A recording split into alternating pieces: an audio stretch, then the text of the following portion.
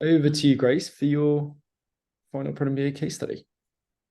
Great, thank you, Henry. Yeah, so thank you for the opportunity to present my case study from the Prod MBA course.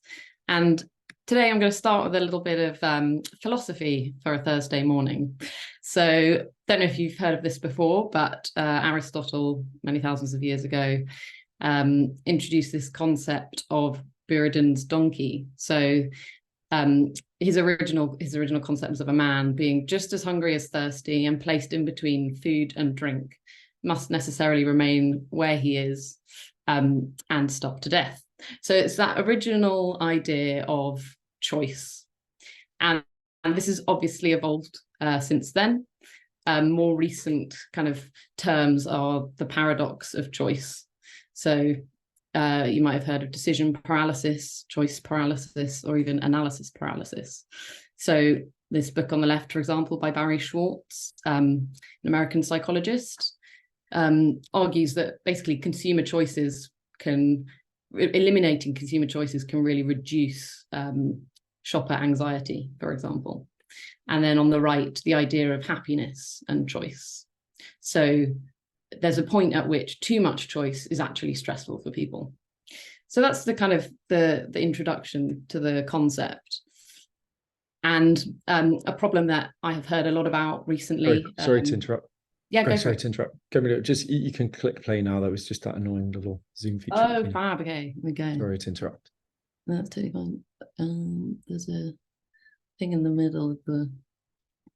Yeah, the annoying Zoom pop up. Play. Okay, there we go. Awesome. Yeah, so obviously in the media, there's a lot of talk about this too. So here are just some headlines of background. So the real idea of people are scrolling and scrolling, whether it's Netflix, whether it's Amazon Prime, but not just film and TV content. There's also books, more and more access today. So one example is tsundoku, which is actually a Japanese word, which means kind of leaving books unread after buying them, and they all pile up. So the problem isn't access, the problem is choice. And so the problem that I decided to kind of look at and solve for this course was curious, busy people who are overwhelmed with entertainment choices. And it took a bit of iteration to get to that problem, because there's obviously entertainment. It's quite a broad category, but I think that's really where the problem that I discovered became broader than just film, just TV. It's essentially, I have an evening free. What can I do with my time? How can I feel like I'm maximizing my time when time is so important? So a bit of an overview of the process then. There's kind of a series of objectives to follow through, starting with really understanding what are the problems and frustrations specifically for that niche. So I'll be going through this kind of process in the following slides. And the kind of bits in blue are just what I sort of specifically took away from these parts. So validating the offer was particularly kind of getting around the minimal viable offer, i.e. a statement that really outlines how can we deliver value uniquely. And that's something that I learned a lot from, particularly on this course. And then also just towards the end, the prototype. So my first ever prototype, which you'll see later. And I can't really believe that it's all happened in 8 weeks. So I'll take you through quickly how that started. So the problem about choice paralysis, I obviously wanted to validate that isn't a real acute problem for people. So doing that through discovery calls with people who would be part of that target market. And then also, what are the core frustrations? And from that, what opportunities would it make sense to follow? So carried that out and then came up with the kind of following notes from all of those calls. The key learnings from the target niche. So on the left, you can see in pink, the 3 kind of core frustrations that kept coming out from people. So too much choice. And then the linked opportunity for that was, okay, so let's provide some limited choices for people. The second one being indecision. And that caused people really to just go back to their default. So, I always watch Desperate Housewives, so I'm going to do that again. leading to the opportunity of curating content, so limiting choices. And then the last one, which was actually interesting and caused me to sort of iterate, like I said before, is people felt like their horizons weren't being expanded. So obviously with so much content out there, it can be hard to know if you're learning or if there's things that are undiscovered to you. So people felt they wanted actually access to things that would broaden their own horizons. So once that those opportunities were discovered, we then sort of put this offer into a phrase. So we help the curious expand their horizons with curated content for the perfect evening.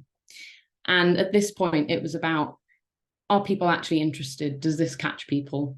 Will they sign up to something that claims to solve this problem? And not just that, but also, is there space in the market for this? The idea of a blue ocean being kind of, there's no sharks, there's no blood in the water. We can kind of open up this space where there isn't something out there already.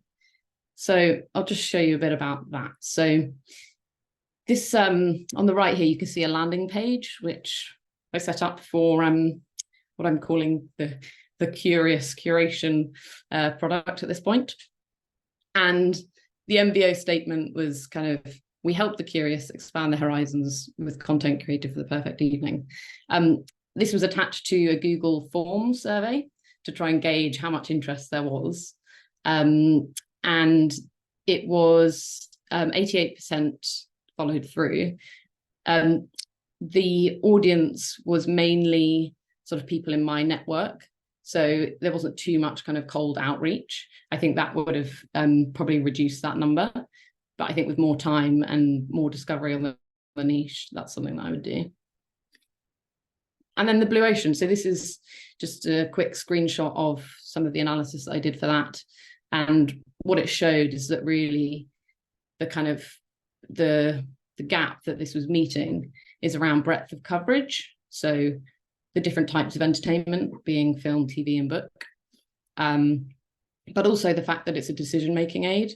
So competitors, so like Netflix or Goodreads, for example, they can recommend things, but it's also more about people just being able to save things that they've watched or save their interests with not much kind of information curation and personalization according to the users. So that takes me to the validated product vision, which was to expand horizons through curated entertainment. And we wanted to look at, okay, so if we're going to aim to do that, let's look at the strategic roadmap, i.e. what steps are involved that will really bring out that value.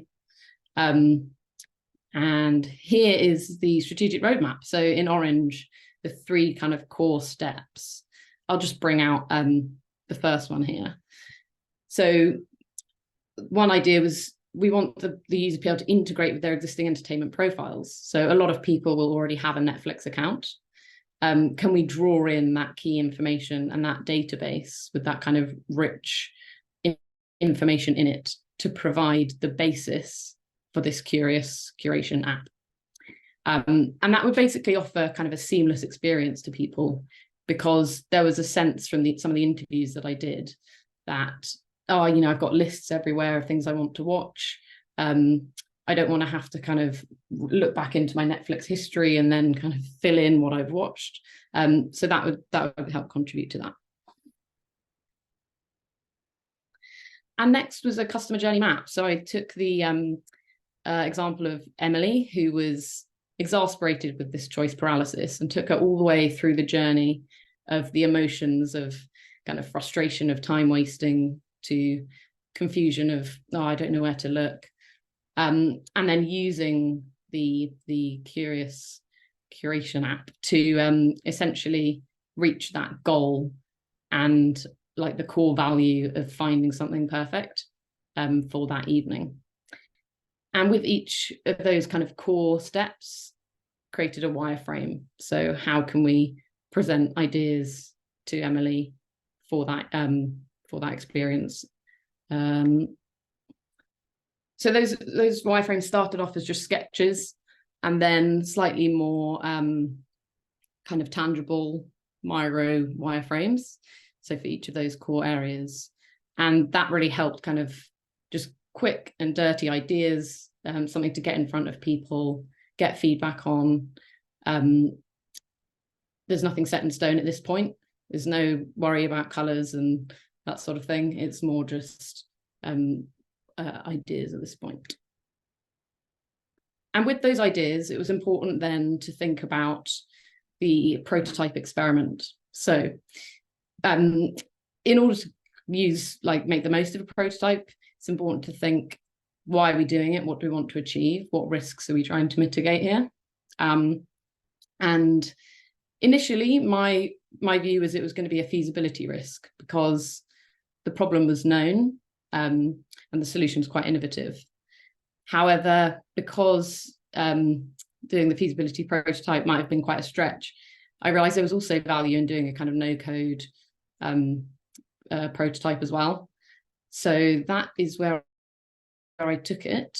I wanted to quickly show the lean canvas, just to show the breadth as well of understanding more from the business perspective. So where are the revenue streams coming from, for example? So we have the commission-based model potentially, maybe some sponsorship from third-party entertainment providers. I'm happy to talk more about the business afterwards if there are questions. And then obviously setting up an app like this would require teams. So the idea of having these stream-aligned teams who are really focused on kind of building it and running it. Again, I think there's quite a lot of teams here, but thinking about longer term, it would probably build up to something bigger. The final kind of main objective was, building that prototype out. So that's what I did. And the unfortunately product market fit score was 0%.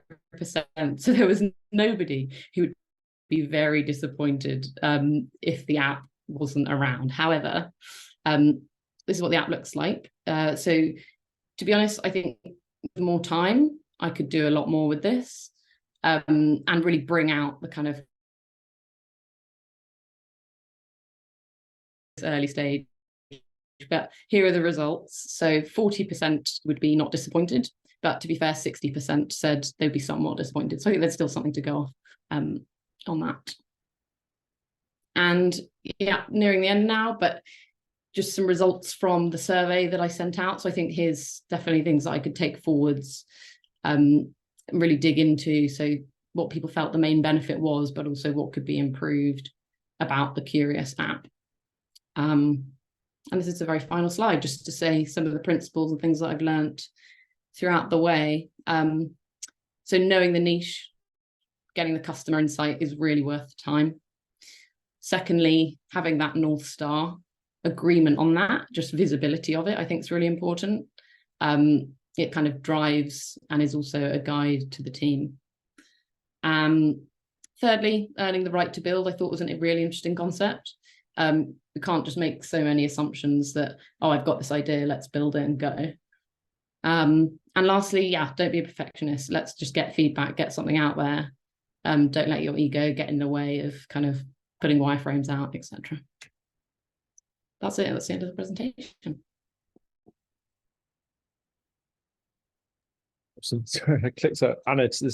Zoom's added all these new features that annotate by the mute button. So anyway, sorry, the cleaners in if you hear some hoovering in the background. I didn't hear anything. That's all good, yeah. Nice. Noise cancelling. Good, excellent. So great. I'll go quick bullet points on the presentation itself. Cool. And then we'll slow down and sort of talk about general feedback and sort of next steps. I thought your storytelling was excellent. I mean, top 10% that I've seen out of 300 plus now. So that was really, really strong. The awesome start. Awesome. I love this story. Immediately grabbed attention, which, again, a presentation's a real pattern interrupt, like an interview. People go into like, not another effing presentation. So you're having that pattern interrupt, really, really good. Grabbed my attention immediately. And then also you backed it up there with nice substance, so like the headlines, and that fed really naturally then into the problem and made the problem really memorable. And that is so important because, you know, if you want to tattoo onto these people's foreheads, problem statement MVO, some key points from the Lean Canvas. You know, that's the outcome really of this kind of, you know, presentation. So I thought that was excellent. I loved when you moved on to the MVO and also the customer journey map later. You put this in really simple terms. You didn't, you know, throw clever sounding product words. It was quite simply, is the MVO essentially, how do we, you know that we're offering something people value? Exactly. And that shows me a depth of understanding. And I'll talk about that at the end.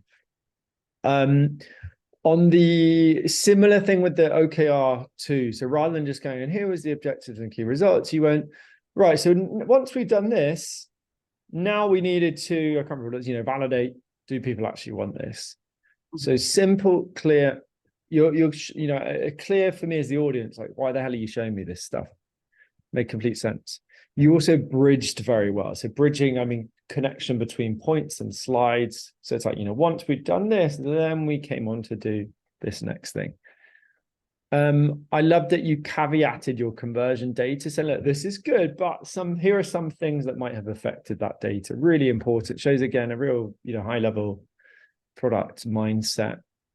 On the roadmap, a very good explanation, and it is important to explain, like, as literally the level you did, high level, what are the key steps? Why do we think those are really important? Without needing to go super detailed there. One thing, when you present this to stakeholders, you know, remember that this is different from a feature-driven roadmap. So you might want to do a little bit of education. Obviously, we're not going to package everything into this 30-minute. You might do a whole presentation on the strategic roadmaps. You give a bit of theory on like why we have this approach, why, you know, why we're focusing on outcomes rather than features. Prototype, again, excellent introduction of the concept. This is so important, prototype, because people just, I find myself doing this still. You know, you get excited about the prototype and forget, like, what the hell are we trying to do here? So just simply saying, okay, here was planning the prototype. Pausing, say, like, what are we actually trying to do here? Excellent phrasing. On the results, I'm not surprised by the low score, and it's completely fine for a first version. Like, we always build from zero. It felt to me that the unique value proposition didn't come through with probably a limitation of the tool as well, was softer. You may say, you know, actually, I think we're just going to have to do high fidelity. And then the big one would really be some sort of live data prototype. But again, absolutely fine. From your personal learning, it's awesome just to get something tested out, do the PMF, and because now you can see, like, wow, you could apply that with any product you're working on at any stage as well. So, you know, great to see that. And, you know, I found myself working this AI project recently, similar situation. First version just felt too generic when we actually came to building it. We still did some tests just to get feedback, low score. And that was great because we say, okay, yeah, that's pretty much confirms what we were thinking. Let's now iterate. So that's a good learning to have. I love the principles as well. You know, again, it clearly showed you've thought about this stuff, you've internalized it. I'm now confident you're going to go off back into the real world and be able to apply this stuff. Yeah, so zooming out a little bit in terms of sort of key learnings. So I'll sort of you list where I think you're at and then jump in with your own thoughts and sort of where you feel your next steps might be. So I think the first thing, you know, you've clearly got a very good grasp of the theory now. That is illustrated to me by the ability to explain things in simple terms. People that only have surface level understanding will just go like, here's the MVO, it's a minimal viable offer. And not like, what is it actually? Why are we using it? So that shows a good grasp. And in the work you're doing, that came through. Your storytelling, as I said at the beginning, is excellent. So I think you're clearly going to, you know, I don't know how you work day to day, but I suspect you're very good at influence and storytelling. And I think the main area to focus on, if I were to pick a gap, would be product strategy. So I liked this product concept you had, but there were still always some questions, and still now some questions for me around, for example, did it really get to that core problem of removing like paradox of choice? Is it not simply like the same kind of thing that already exists? So the going from discovery into action, a really good differentiated product strategy, I was still had a few questions on. The other part of it for me was an illustrator by skipping over the lean canvas. Now, obviously, it depends on the audience, but if you're going to pitch this to stakeholders, they want to know revenue. Is it going to be profitable? Costing, defensibility. Is the unique value proposition actually unique? These kind of key fundamental questions. So it showed a slight lack of business hat for me, which is absolutely fine. This is product strategy is a completely new topic for people, but I think if you really dive deep on product strategy and sort of business as well as part of that, right, business understanding, then you're going to have a really complete, really strong foundation then moving forward into product leadership. So revenue defensibility, I think actual finding the unique value and then translating that into what you actually end up building, which by the way is very hard. We've got this really short time frame. It's really hard. I mean, I'm finding, again, with the other business I'm working on, it's taken like a month to 4 iterations to sort of really challenge. So we're looking at automating presentation. It's only now that we're sort of challenging the whole category of presentations and actually saying like, what could be even better than a presentation? Like what we call category invention, which is like pretty advanced and is something that just takes a lot of iteration. Yeah. So, that's not to say like you don't know this stuff. I think it may just simply be the time frame, maybe going back over the videos, the content, applying it a little bit more as well. So I think that would be my main point. And again, that was shown by the brushing over the lean canvas, which is depending on audience, like the key thing, in fact. Just for the final few minutes, in terms of your learnings and sort of things that you think you want to focus on moving forward, like, is there anything specific? Does what I say make sense? Does it not make sense? I think, yes, it all makes sense. I think one thing that also I didn't bring out in this presentation, but I really valued from the course was around the coaching side and also the general, so for example, sale by exercise or action board stuff, which might seem a bit peripheral, but actually I found was very like real and actionable, even just in kind of one-to-one conversations I've had recently. So those are kind of skills that will feed into these bits. And I didn't really bring them out, but I would say that does underpin a lot of it. And then on your points around product strategy and the business hat, yes, I do agree on those. I think as well with this Curious Curation app, my idea was kind of around people wouldn't necessarily be paying for the app, right? So there would be maybe revenue through partnerships or adverts or something. I think if people had to pay for the app, that would have had quite a different angle on it. Completely agree. That might have been another but so again, it's like, okay, if I mean, let's take this example, like that. Well, I think it's a good assumption to say people are going to be skeptical of a recommendation, because immediately I'm thinking, as a business person, I'm thinking like, well, how the hell are we going to beat Netflix, or how do you get it good enough without custom data set? So to counter that, you want to be thinking ahead. And there, I would have liked to see, for example, you come in and go, okay, here's the suggested business model, and here's an actual breakdown, roughly Excel of how partnerships, expected revenue, that kind of thing. So add, not spending hours on it or weeks, but just to show, I've thought about this stuff, don't worry. So me as your boss or CEO, I go, right, I trust Grace. Grace doesn't just think of product as like building something cool. So no, this has to drive business goals ultimately. So again, I'm sure this stuff, like you've got a background in consulting, but just preempt questions and doubts as much as possible with a business hat on. And then I think you've got a really, as I said, complete product set after that. Yeah, that's really helpful. Awesome. Well, look, thanks. That was, as I said, the story, one of the best in terms of storytelling, and generally very good. I think, product strategies, it's always the next stage now, as you go into leadership, that really is what separates a good product manager that can sort of move pieces around to one that then can create the pieces to put on the board, essentially. Awesome. Well, look, thanks so much, Grace. It's been, honestly really fun. You always come with good questions, like good assignments as well. So it's it's someone that's always inspiring to sort of check out your work over the last 8 weeks. And I think you do, yeah, really well. Nice, thank you. Really enjoyed it. Good. Well, look, have a great day, and You too. we'll stay in touch over the community. Nice. Thanks, Trace. Thank you. Bye.